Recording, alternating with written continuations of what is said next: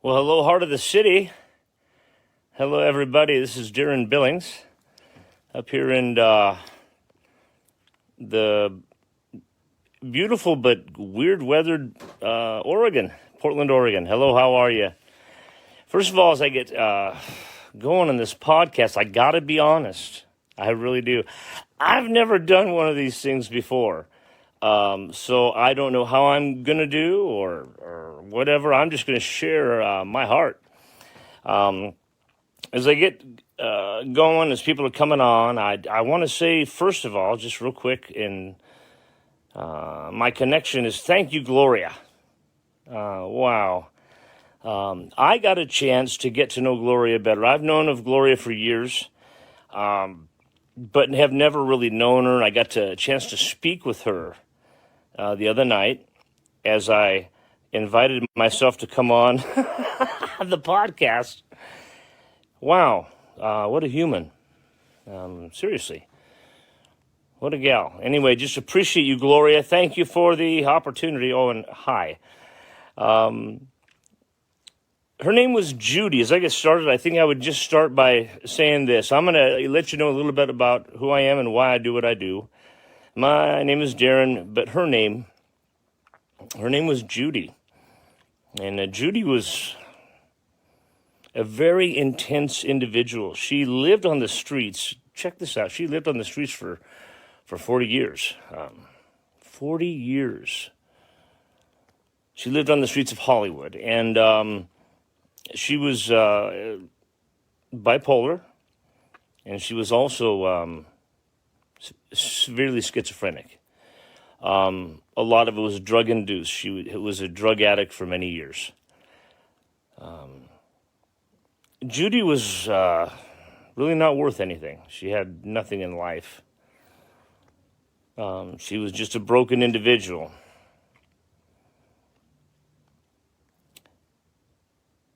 Wow. I went to a Bible conference. I was a part of a fellowship that did great conferences, and every summer they did what they call a world conference. And I was, one night, I was receiving the offering for the conference body. And it was a good-sized crowd.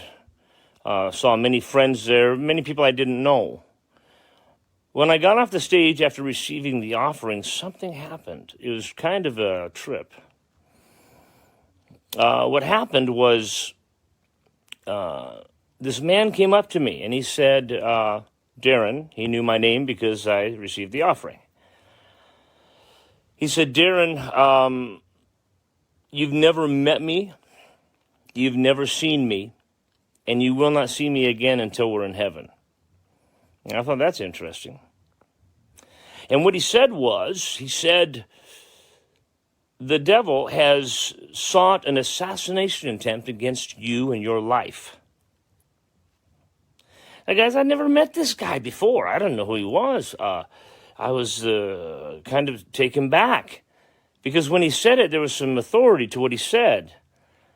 And he gave me a strategy. I want to encourage anybody that's watching right now that if you're going through something, God will give you a strategy on how to get through it. He's just really good at that. But anyway, he said the devil has an assassination attempt against you and he's out to destroy you.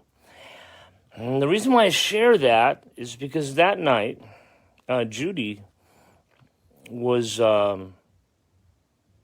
brutally killed in Hollywood, brutally. She was, Judy was torn in half.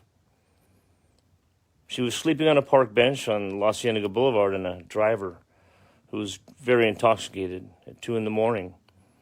crashed up on the sidewalk and crashed into the bench where she was and hit her and then tore her in half. I share that awful story. You say, why do you share that? I share it because Judy was my mom. She's my mama. And when I went to her funeral, I was tripping out. I went to her funeral and I saw the place was filled with homeless people. See, remember, my mama was homeless for 40 years. 40 years, wow. It's filled with homeless people. When I walked in, it was there that the Lord said, this is your heritage. This is your calling. That was hard to understand because I was a pastor of in that group we were in, I had a church of 400. And I planted 7 churches out of that church. It was a good scene. I was a success. And I walk into where all these homeless people are and my mother's funeral. And God speaks to me and says, this is your heritage. And God took me on a journey, and he took me on a journey out of this world. And he's taken me to the streets of Portland. Just real quick before I go into this next part, I just want to encourage you, because every person that's watching this has a story. It's an amazing story. It's a story from God. And I want you to know that your journey is unique and it's special. And all God asks you to do is walk it out. So for me, my problem was I was a success in my eyes. My problem was I had things going. My problem was, gosh, I was traveling the world every 4 months. I was doing all these good things. I was doing all the pastor things. I was preaching around the country, doing my thing. But there's a story in the Bible about Jeremiah. God said, go down to the potter's house. That's what he said. And he looked and he saw the potter on the wheel. See, and he saw the potter, and the potter was molding this pot. And it was looking good, but the master saw a mar, and when he saw a mar, he said no. And he crushed that pot. And I guess what I'm saying is, in my life, for God to bring me to where I'm supposed to be, what he had to do was crush me. And remake me and reform me. And he had to show me what was valuable and what was important and what was necessary. I got to tell you guys, as a senior pastor, I can't tell you how much energy and time I wasted on things that were not important. To me, at the time, they were, because I was the lead pastor of this and that. But I can't tell you, I think back on how much energy and lack of sleep I spent on building staff and trying to do this and trying to develop sermons and all this and counseling and working and yada, yada, yada. The Lord, he was so gracious. What he did is he took me and he crushed me. And he said, no, there's a mar here. Success is Darren's problem.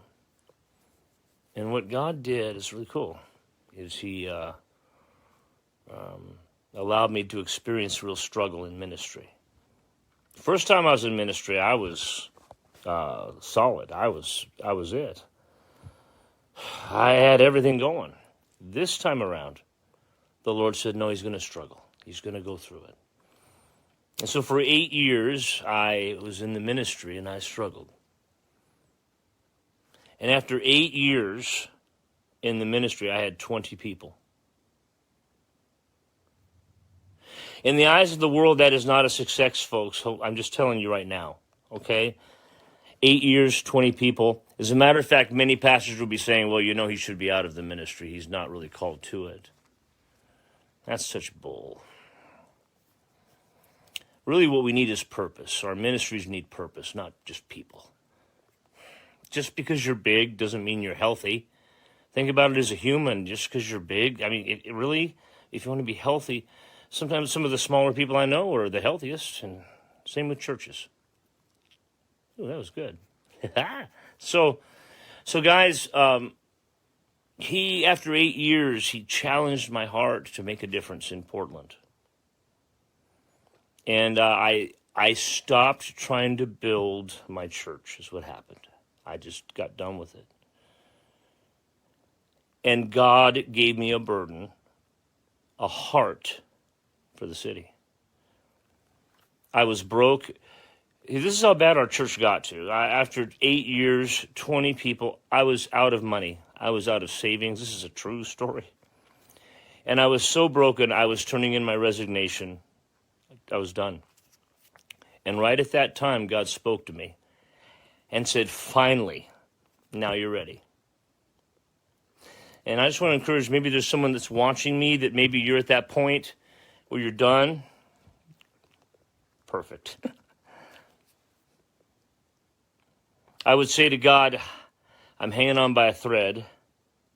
And God would say to Darren, good, let go of the thread. So he challenged me to reach the city, and this is what he gave me to do it with. I had no money. But he gave me the memory of my mother being killed and being in that funeral of hers when he said to me about the poor, this is your calling. I got a gallon of coffee. That's all I had.